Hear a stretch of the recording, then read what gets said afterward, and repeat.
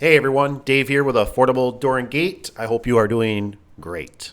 Jason reached out to me. I appreciate the email and the question. And remember, guys, you can always reach out to me. Some of you have my phone number. You can also reach out to me via email, the Daveadubson at gmail.com. It's normally in the description below, so help yourself to that. Ask any questions. So right here, we can see Jason wrote, he says, Dave, he says, I saw your YouTube or video on YouTube and was wondering if you could give me your professional opinion on a few Wayne Dalton doors. I am deciding between our new construction home. This is my builder uses Wayne Dalton doors, and these are the three I'm deciding between. Can you share your thoughts on the pros and cons between these models, etc., strength, bracing, R value, components, etc.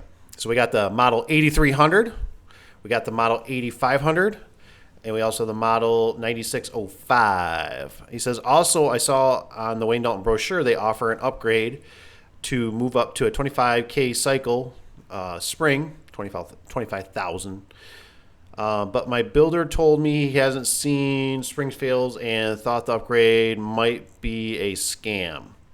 Do you think it's worth upgrading it right from the start? Okay, and also, guys, if you're on the video, you're part of the community. Don't be afraid to jump in with your guys' comments, and let's help Jason out here. Okay, so I'm pretty familiar with these doors. I sold a lot of them. So my professional opinion on most garage doors is that, normally the sections aren't too much of a problem. Now, most people already know this, but I'm a big believer. I like a 2-inch thick door. I just think it feels right. I think they last longer. I think they hold up better. I feel like when I'm installing them, they're not so flimsy. I think of it as like you're buying a piece of foam board, right? Insulated foam board at the store. And you know how the thinner it gets, the more wobbly it feels. And if you get the thicker 2-inch styrofoam, it feels way more solid and just more stiff. Well, that's kind of how garage door sections are to me. So the 8300, from what my research showed me, it was 1 3/8 inches for thickness. So the 8300 model, I'm not a big fan of. There is a couple other things. I'll get into it. So another thing here is when I was looking through the brochure on the Wayne Dalton, another thing I didn't really like about the Wayne Dalton is they do try to get you to buy these rollers right here. Now, the one I got in the picture here is not called it, but they call it Silent Glide. That's the key word. And they're these black rollers. Typically, if they're black rollers, not all of them, but most of the time, if they're black rollers like this is just a roller that is stamped onto the stem. There's no bearings in there. Just a little bit of dab of grease, maybe. So what happens over time, you give it maybe around 5 years. It's just my head telling me these things start making noise. They get a varnish to them. So they'll start, kind of having the door will start getting noisy. You can spray a little WD on them. It'll quiet them up for a couple days, but the varnish is there. It's going to happen again. So my biggest thing on garage doors is the hardware. Typically, the hinges on the 83 and the 85 seem to be about the same. They're standard hinges. I never had a problem with the hinges. The hinges seem fine. All the hardware, besides the bottom weather seal. So before I jump over to the bottom seal, what you're looking for is, if I can get this to move, is you're looking for, this was just a picture, something with bearings in it. Now, some people, they swear that if they got smaller bearings in them, blah, blah, blah. I've never been too disappointed as long as the roller has bearings in it. That's the big thing. It has to have roller bearings in it. Nylon roller bearings work the best. The steel ones are okay. They are a little bit noisy, but for residential application, I personally like the nylon rolling bearings. Not Silent Glide, so they have rolling bearings. So that's just something to keep an eye. You can upgrade it, but you want roller bearings. You don't want just Silent Glide rollers, those black ones. Those ones just seem like they're kind of junky. Another thing I wanted to bring up was I've noticed that Wayne Dalton, this has always been a common problem across the board, not even with Wayne Dalton, but they have these certain models, and it's weird how they word it, but they don't want to almost tell you that the door is thicker, or it's thinner, I'm sorry, than a 2-inch thick door. If we go into this verbiage right here, it kind of already tells you something about Right here it says, oh, it says the 8300, you know, and the 8300 is what, 12, and the 85 is a 16. But in here it says something, if I can find it. But basically what they do in most of them is they'll tell you that it's a 2-inch. It makes it sound like the 83 and the 85 is a 2-inch thick sandwich door, steel on steel. That's not the case. That 8300 is a thinner door. The R value is obviously lower, and it's just for a little bit more money, a few more hondos, a few more $100 bills to get to an 8500. I would definitely encourage it. Also, right here is in the brochure where it does talk about the 25,000 cycle spring. Personally, if it's going to be kind of a forever home, I would upgrade it. I would not be afraid to, because you get about 10 to 15 years on a normal garage door spring. So if you up that, I mean, that's quite a long time, depending on how much. Now, I do see one thing too, if you are building a home that a lot of people do fail on, is if you can build a man door in that garage somewhere. So maybe the kids can use it, or yourself, if you're going to go out and get the mail, you're going to go out and get something, because a lot of these garage doors or garages nowadays don't have man doors, and so people use the garage door just constantly. Well, that's a moving object. It's just like a washer and dryer. You're running it up and down for unnecessary reasons. Really, it should be for getting the lawnmower out, the rider, the cars and whatnot. So I would definitely consider upcycling or doing the upcycle on the springs. It's not going to hurt. It's really not that much more money typically. For us, it was maybe you're talking 20, 40, 60 bucks, but hey, what you're going to pay for a technician to come out and to replace that thing could be $200, $300, $400 when that day comes. So, and with inflation, we just don't know. All right, let's talk about the elephant in the room here. So, a lot of you guys know that, follow the channel. Some of my biggest pet peeves. So, the 8300 Wayne Dalton garage door is going to come with an L-shape bottom retainer like this. So that it's a bottom plastic retainer like this L shape that you see in the picture, with the extrusion, the rubber piece that goes in there. And I have fought with these for a little while. I am a big believer, if you are in a snow climate and you get freezing cold weather and things thaw and freeze, that you have to, I'm going to try to push the thing on here, but right here where my hand is on this thing, if you can see it in the picture, I try to put screws in that. So I actually put screws on the back side of that L shape. So it'd be the vertical, and I also do it on the horizontal piece. So you actually have to remove the rubber. I have to remove the rubber out of there. And I put screws underneath, and I put screws in the back. Because what I've noticed over time is sometimes they'll freeze and it will tip and it will break over time. So that's something I do. So that's one thing I kind of don't like about the 8300 Wayne Dalton door, but there is kind of a catch to the 85 a little bit too. So let's get into that. Okay, so this bottom seal is going to get us pretty close to what's on the 8500 Wayne Dalton garage door. It's this U shape is what I call it. I had a customer one time, the neighbor, which was really kind of embarrassing. The neighbor complained that they thought their garage door was open a few inches because of this bottom rubber piece here on the outside. So this, like I said, you got to imagine this thing cups the bottom of the garage door. And with that doing, depending on your situation, which I cannot, stress enough, that if it's going to be a new construction, which I'm assuming maybe it's going to be, sometimes with garage doors, it's nice to put an eyebrow on the front of your garage. It makes it look nice, and you can put can lights in there. That also helps keep that weather away from the garage door. I think I had a 2-foot maybe on my one old house when I built my garage, and I think I wish I would have went a little bigger, even maybe 3 or 4 foot.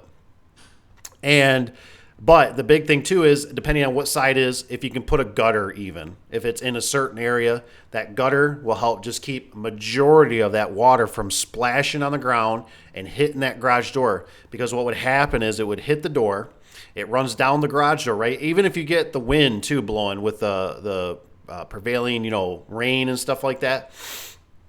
And I've noticed that it would collect in here, and sometimes this weather seal is just not 100% perfect, but it's just, there's water collecting in there.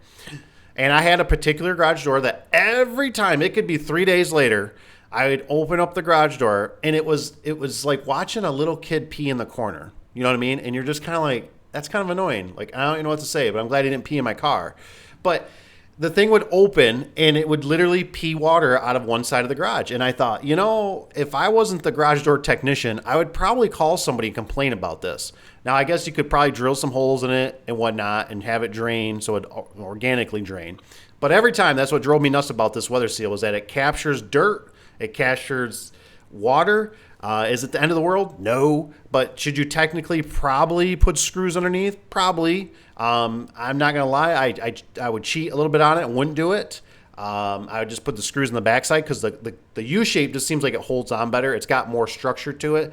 So it's just something to consider about the bottom weather seal. But I'm still liking the 8500 better than I do the 83 for sure. So like I said, 83 inch and 3/8, 8500, 2-inch thick door, more solid, better R value, structurally really sound.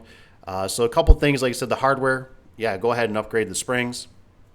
Go ahead and do the rollers. And let's see, there was one other thing I'm going to add to it. So another thing I wanted to go over a little bit with garage doors, there's some little simple things that just make garage doors last a lot longer. One, make sure you try to oil them once a year. WD, garage door lube you buy at the store. Another thing is in this picture, this garage door opener bracket that mounts to the garage door is really, really nice. Especially if it's got the hinge built into it. It's just got such a bigger surface area to grab that if the door ever gets jammed up or a spring breaks. Oh, and another thing I should mention too, if you can, on a bigger door, let's say a 16x7 garage door or bigger, you can sometimes, they can cheap out a little bit and they try to do one spring. I'm a big fan of dual garage door torsion springs because they just seem like they work in sequence. I've noticed over the years that if you have one, it's always pushing a certain way, so it likes to chew up bearings over a long time. So, and if one breaks, typically you can still get your car out. You got to help the garage door, but it doesn't throw the cables off. So I'm always a big, just like in this picture, I like 2 dual garage door torsion springs. Another thing with this guy's hand here is on the disconnect, but struts that go across. Now, I'm a big fan of them, especially if it's a bigger door, right? 16x7, especially if it's like an 18x8 or something like that. Those seem to be more problematic. 16x7s, you can normally get away with one in the top and one towards the middle. Now, do remind yourself, depending on how short you're building that garage, for what your car is going to fit, that those struts, are going to sit out sometimes, 2 or 3 inches. So if you're really, really tight, sometimes that can be a real pain in the butt. And the struts do collect dust over time. But if it was me personally, I would strut every section and I'd have it. The thing is, the big thing that people got to understand is you need to get it engineered that way from the manufacturer, because then they're gonna make sure the springs are right for it. They're gonna give you all the struts. These are things that you really don't want to add on after the fact, because then the door's not set up for it. It's one of those things you guys would know that when you purchase a custom car or you have a manufacturer and you want a certain paint job, you want certain spec'd out things, right? You want power windows, power seats. It's just better to have the manufacturer do it than to have, let's say, the dealership, right? Because they're just going to hack it and cut wires and splice stuff, and it just never turns out the same as what the manufacturer will do. So that's kind of my 2 cents. Other than that, I think you should be looking pretty good. I don't think I had the width of the door. But like I said, if you're wider, go with struts. If it's a 9x7 door or something like that, maybe 9x8, one strut in the top for an opener, unless you're in a high wind area. But I hope these helpful little tips help. And thanks for the question. If you guys have anything else, comment in the video below. Otherwise, email me at daveadubson@gmail.com. And we'll see you on the next one. Thanks for watching and have a great day. And this just goes to show you how much I dislike the 9605. I totally forgot about it. It wasn't even on my radar. So this is a little bonus clip. So let's talk about the 9605. The 9605, everybody's going to beat me up. Don't beat me up too bad in the comments. It's a budget door. That's all it is. The panels typically don't go together that well. It's a very thin, flimsy door. It might only be even an inch thick. The hardware on it typically comes in crooked. It was always that door that I used for people when I went to the customer and I said, what are you going to do with this home? Is this a forever home? Is this a rental? Is this a flip? What is this? And what always goes through my head basically is the 9605 is basically a show door. What do you mean by a show door? They have a lot of options to make it look pretty for the women, right? They can put hardware on it. They put stickers on it. It looks good from the road, man. You know, it's to impress the Joneses. And it gets the job done, but it's not one of those doors that I recommend for people that are going to do a forever home. The hardware on it is normally not the best. You need a particular person that's going to maintain this thing and watch it. They're kind of one and done. You put a screw in, they just don't last. So I do not recommend the 9605, especially for this being a new build, and I'm assuming you're going to live in this for a while. So like I said, 9605, it's a good budget door, but it's not what I would recommend to put in my forever home, that's for sure. It'll do the job, but you get what you pay for, and it can make things look pretty, but the hardware is a very unique animal. You're kind of married into the product. So just some things to think about. So the 9605, and I got a video on it too. And so you can go to YouTube and watch it. And it says right here, Wayne Dalton 9605 dislike. Take care, you guys. See you on the next one.